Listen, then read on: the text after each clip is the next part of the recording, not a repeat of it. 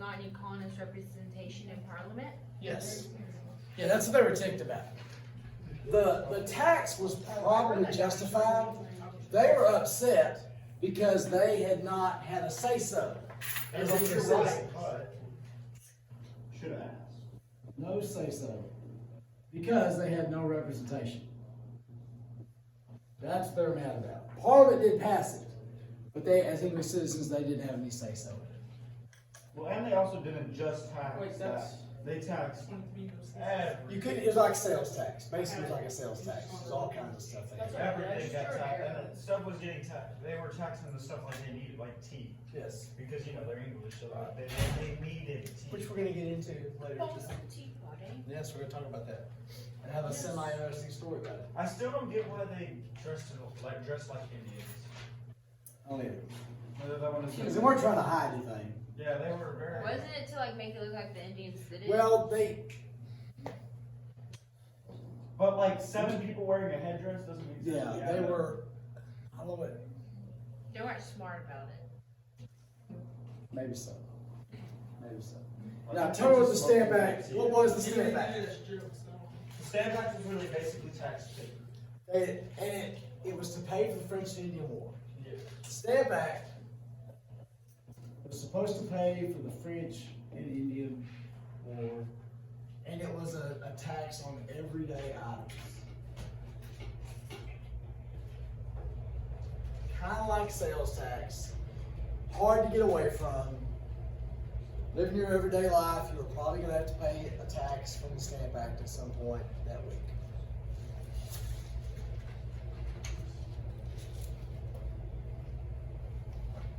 I'm going to show you a picture. And I'm sure you've seen this at some point in your life.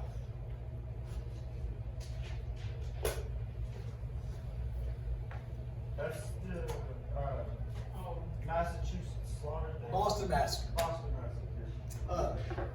This was done by Paul Revere. What was happening in Boston, this was in 1770. Is that right, March? Yes. England sent troops to Boston because after the Stamp Act, there were some grumblings, there were some forms of protest, there were grumblings of unrest. What's the number one job of government?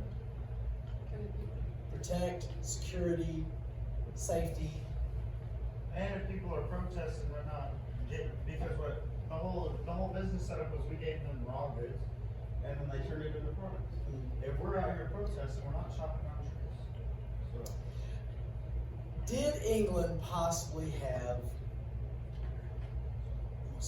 did they have a reason to possibly? Oh, they were in the right the entire time. Like we were breaking laws and stuff. There's no way around it. This is not how it happened. No, it's They didn't line their troops up, and the guy with the sword set fire, and they just wasted a bunch of civilians. they got jumped. There was, as they're walking around through there, they're cussing at them, they're spitting on them, they're throwing snowballs with rocks in the middle of them. If you get pulled over by the police, there's possibly 4 words that need to be said. What 4 words? Yes, sir, or yes, ma'am. Whether they're in the wrong or not, we can figure that out later. But if you start something, now you're in trouble. You know what I'm saying? And if you're nice to them, maybe they'll let you go. Maybe so. Respectful, whatever. If you throw rocks at a guy with a gun, He's gonna throw rocks back. at some point somebody's shot. And I Only think one 2 person. people, was it 1 or 2? There was one person, his name was Nathan something.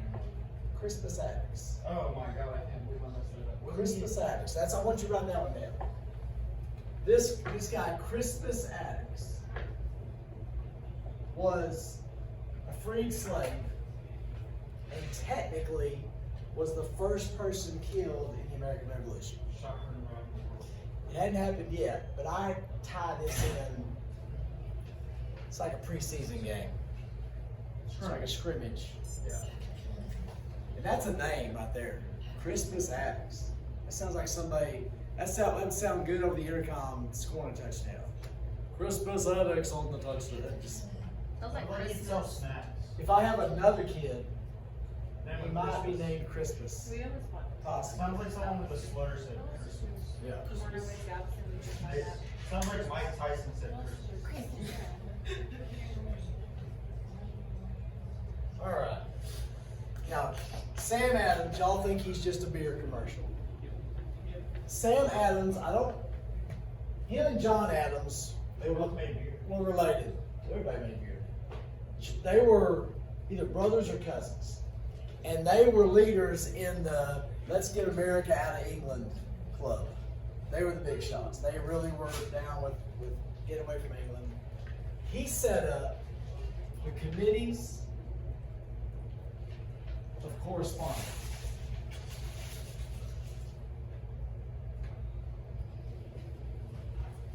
What does the word correspondence mean? People who correspond. Talk back, communicate back and forth. A reporter is called a correspondent. How did you communicate back then? Letters? You wrote a letter, or you rode your horse to talk to the person. That's how you talk. That's how you communicate. Unless you had a picture. Maybe so. Possibly. He was in Massachusetts, and he would write letters to Thomas Jefferson in Virginia saying, here's what's going on in Massachusetts.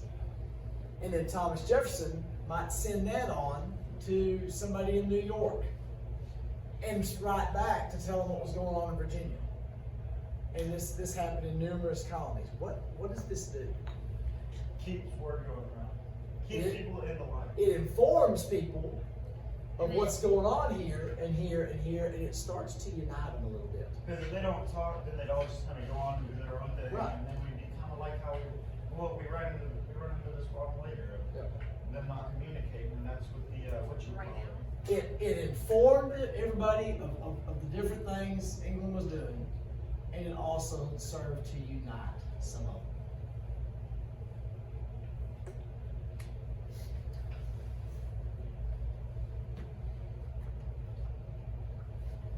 So it's kind of like the news or the paper or like, Yeah. just like, Yes. Yes.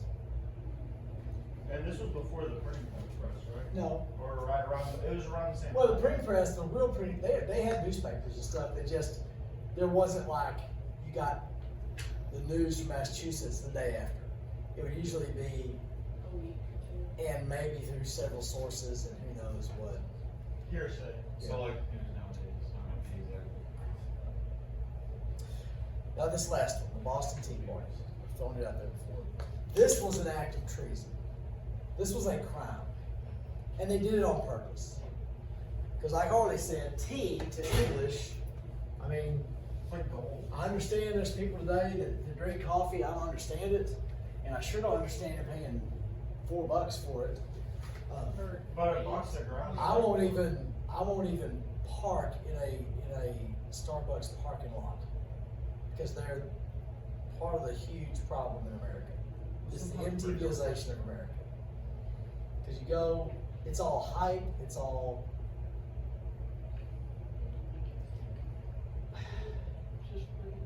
It's there to me. That's a symbol of what's wrong with America is Starbucks. It's just coffee. But it's what they say. Now, with this tea, they raised the tax on tea. I don't know how much it was. The people in Boston, some of them were already ticked anyway, and they decided we're going to go on board the king's ships, which every ship from England is the king's ship, and they were going to get this supply of tea, which was the king's tea, hadn't been sold yet, and we're going to destroy it. So it wasn't a joke, it wasn't fun, it was treason. And they knew it was treason. And I've heard somewhere, I remember hearing somewhere why they dressed up like Indians. It wasn't because they wanted them to think it was Indians. It was almost like slap them in the face. It was something, but what they weren't trying to hide anything. They were really kind of punching the king in the face. Yeah, because they used to teach us that they were using it as a disguise so the king would know who it was. Now But mine, you know, There were the Indians there, so it's like Right. not hiding anything. A lot of the Indians want to do that anyways. And why would And there wasn't security cameras anyway. We were gonna see. I have seen the Boston Tea Party shit before. My dad had a meeting in Boston, actually on the East Coast, and we went to a bunch of different places. My mom let me use her Instamatic camera, which is like a little rectangle looking thing, and put They're the film ones in that it. have a limited amount of pictures. Right. Yeah, you just twist the thing. And we went to the Naval Academy, and I took some pictures of some jets, some cool stuff.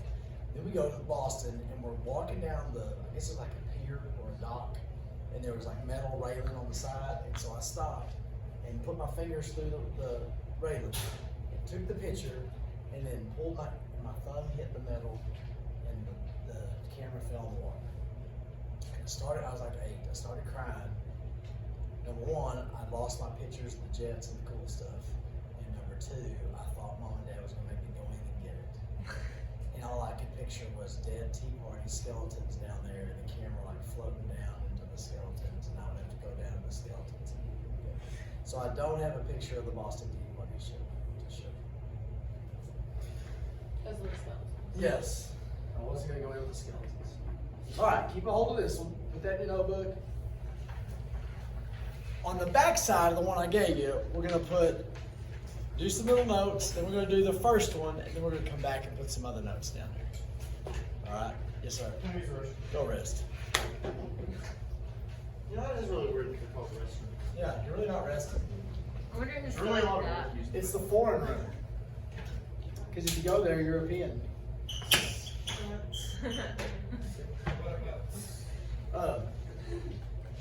Okay. England was the best place to be in the 1600s. Why? What makes it? What was it so cool? That's when they started to get rights.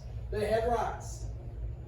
They had the best economy in the world, and they had the best military in the world. So if you were to live anywhere in the 1600s, England was the place to be. So let's look at why did people leave England?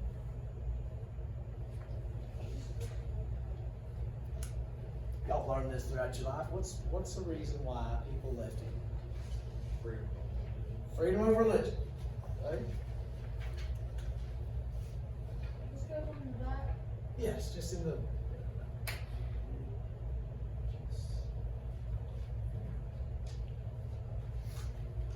In England, in the 1500s, actually in the world in the 1500s, if you went to church, where are you going to church at?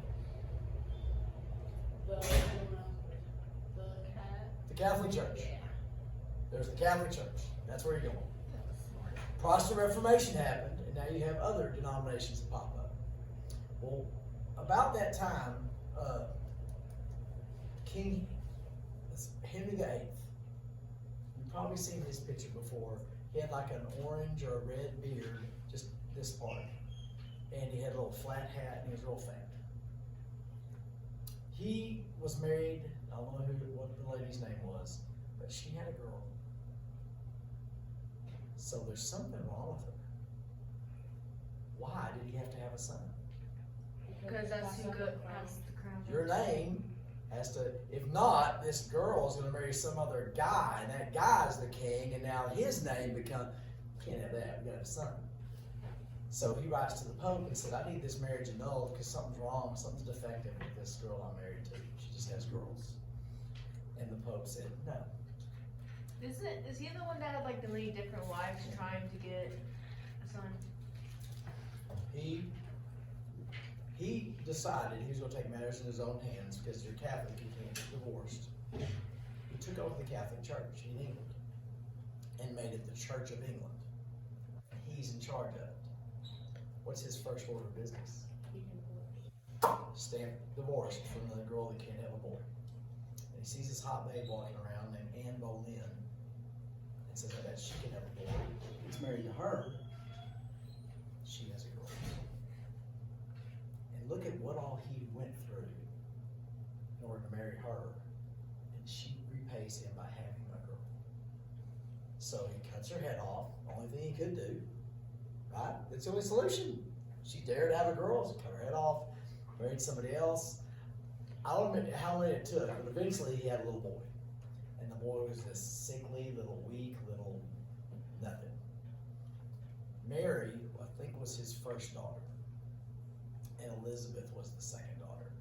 Bloody Mary. Yeah. She had issues because her dad kicked her and her mom out because of her. And so that started this whole civil war, and she was Catholic. Elizabeth was Protestant, and that was this whole, I think it's called the War of the Roses, maybe? And that, anyway, that's what that all started with. So if you went to church in England, you have the Church of England, the Anglican Church.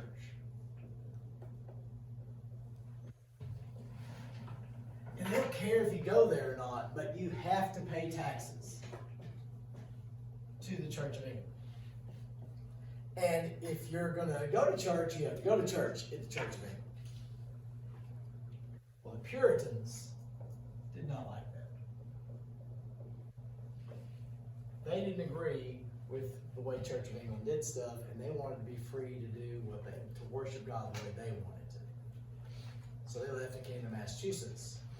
And what did they establish in Massachusetts? No religious freedom. Because we're right, you have to do what we say. So they did exactly what they left for. I think I know Rhode Island had freedom of religion. I think Maryland, and that was it.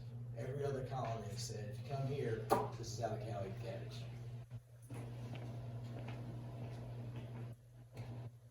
What's another reason people came? They left England. Religion, taxes, new stuff. Economic opportunity. Everybody can be somebody in common. The economy, the English economy was the best in the world, but if your dad was rich, you were going to be rich. If your dad was poor, you were going to be poor. There might have been a few examples of somebody making it, but it was pretty tough to do if you weren't already You made. get stuck in the day-to-day. And there's no land. England's little. All the land is taken care of. You could possibly make it to America and maybe start over and acquire some land, or maybe have this. There was a lot more economic opportunities in America for somebody who was poor than there was in England. So they really came to America, a lot of them, to have a better opportunity, to better themselves. And some people just didn't like the king. Yeah. So they got as far away from him as they could. And coming to the colonies, you still had the rights, you still had the economy, you still had the military, but you were an ocean away from it. And that's basically the reasons why they left. Now go to look at number 1. Parliament did not pass the intolerable acts. They passed some laws, and America called them the intolerable acts. These acts were focused on a part of America. What part of America were they focused on? Boston. Massachusetts. It's like the most important place. Yes. They sent troops over. They established martial law.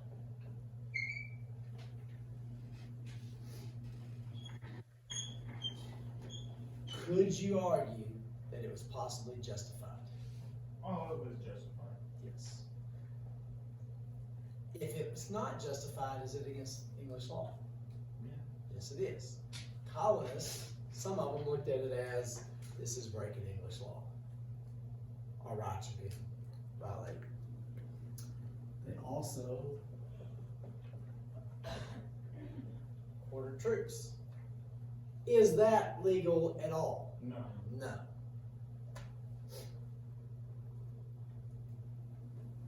But I can kind of see the gray area. I don't know how to word this good. There were like city councils. There were colonial legislatures, like they would elect people their little Congress in Massachusetts, and the king did away with them. So, I'm gonna say cancel, city councils, and. So basically like local government. Yes, that's it. Local and state governments. Moved them, kept them from meeting. Is that, can the king interfere with meetings and elections? That was your. But then again, are they parliament? Well, It specifically says he can't cancel parliament. And They're not I- parliament. a lot of experts, I don't know if it specifically said parliament or if it meant any, but if you're a colonist, these are my representatives. And you're just saying that you can't do it to my representatives. I have to be represented. There is some question there, some question there, no question here. This was done in Boston after the Tea Party, like 73, 74. So people were getting stirred up. Now flip back over the back. We're almost done.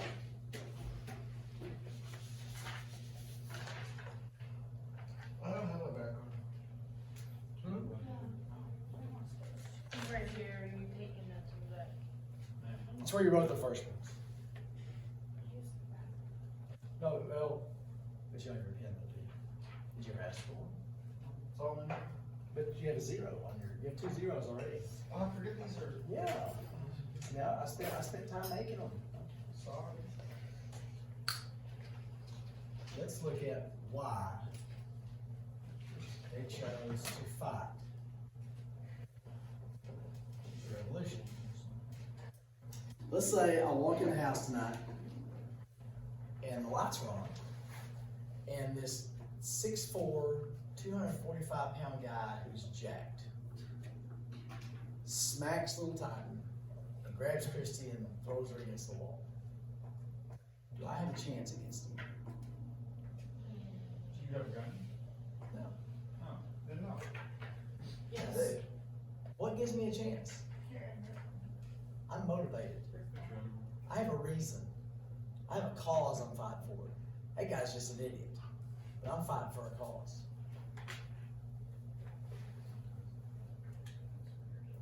What was the cause that motivated them to fight? That is a symptom. The disease is They keep. our rights as English citizens are not being recognized.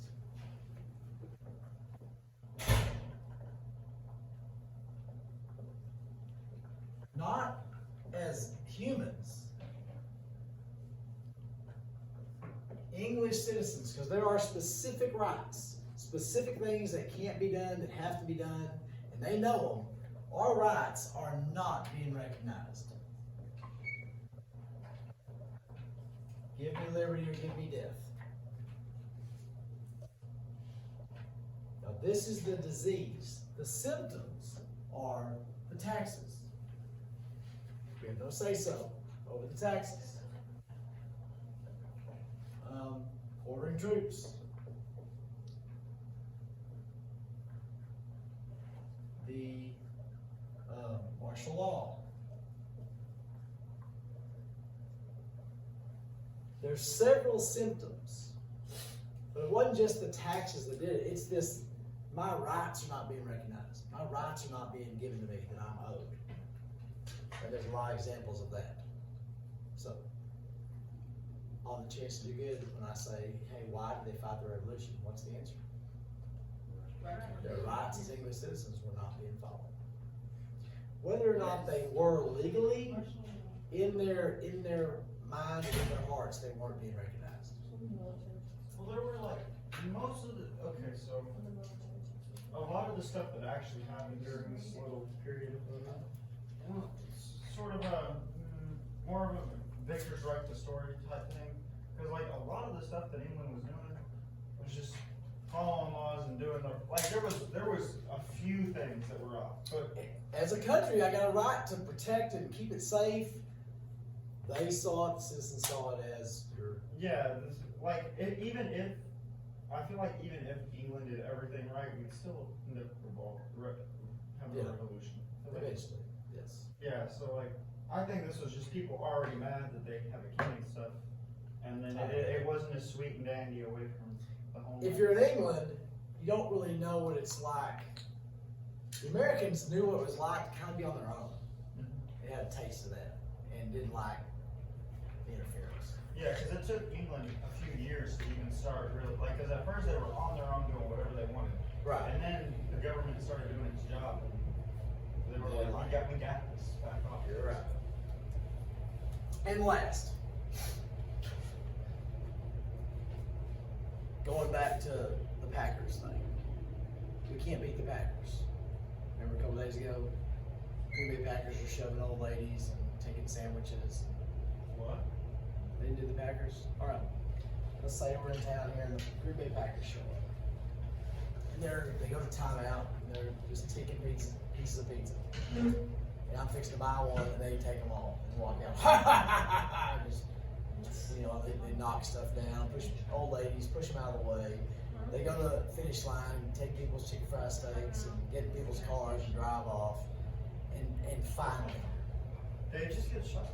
finally the Nelsons say, we've had enough.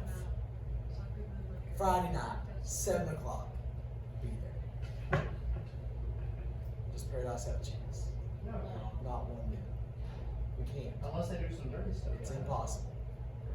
Because we don't have anybody who can play block them or tackle them. So, why or how did the United States win? Oh, I know. Win. We already did one of them. Yes. Okay, so I know it's popular belief that we had worse guns, but we actually had better guns because we discovered, because used to, well, the Rifles. English, their rifles didn't have the little twisty thing. Right. They just shot bullets, so they limited range and obviously on jackers. Americans were the first snipers, and what we did was we used to go and hide in trees and shoot their generals and then leave. Save that part. Save that part. Because that's It's my favorite part. remember why am I able to beat up the big guy? You got bigger guns. Okay. Home field Home advantage. territory. Okay, yes, that's the motivation. First was the motivation. They had a cause they were fighting for. They believed in what they were doing. They were driven. They had a cause. They were motivated. This idea of rights, freedom. Why was the English soldiers there? Question. Why were they there? They had to be there. They were told to be there. So they weren't driven. They were told they have to do this. They wanted this. Now, the second thing is home field advantage. There's trees here, and we hid them. First part, we knew the land. This is the same issue we had in Vietnam. So, Yes. Now, back then, you fought wars in straight lines, and you had a guy on a horse with a sword, and he would tell you what to do, throw his sword forward, and the guy in front, he'd say, fire! And the guys in front would go, pow! And then he'd go to the back, and they'd start loading. And the guys in the back would step up one row, and they're still loading. And the next guys are ready. Pow! And then if he goes, charge, then you took off. If he said retreat, you went backwards. We didn't know how to do that. We knew the land, so we could hide in the caves. We knew where the trees were. We knew where all the passes were. We could ambush. Guerrilla warfare. Not guerrilla warfare, guerrilla warfare. Which is where you cheat. We didn't line up in rows. We didn't fight wars the right way. We hid. We dug killed trenches. Was it? Yeah. we killed generals, and then they just left them. We didn't wait till both sides said fire. We killed the guy with the sword. Yes. And the British soldiers did not know what to do without someone Right. telling them what to do. Henrietta. We used to play Henrietta every year, and either in pregame or the first play of the game, they would line up in lonesome polecat.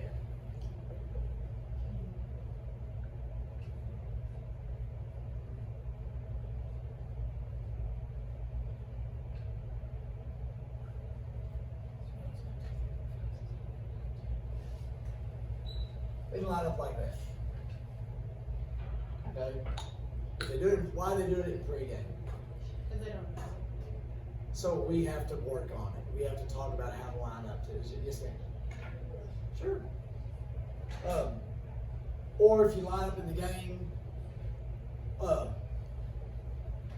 we used to do swinging gate, onside kick, not onside kick, swinging gate extra point, where you can run all kinds of plays out of it.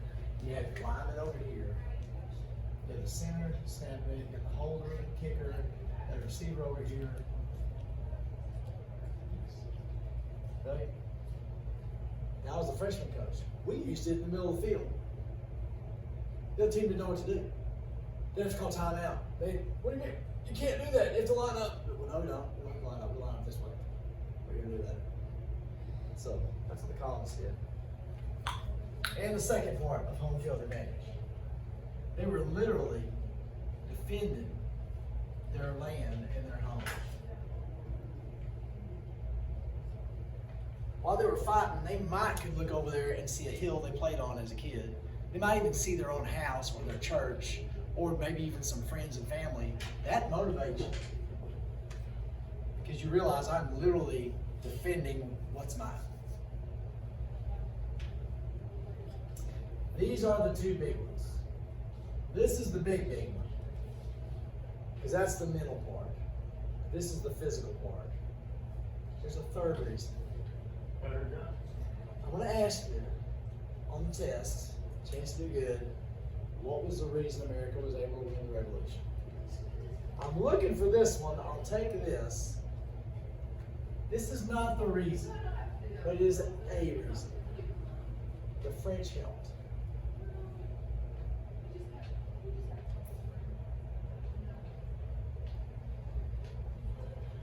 They did not jump in at the first.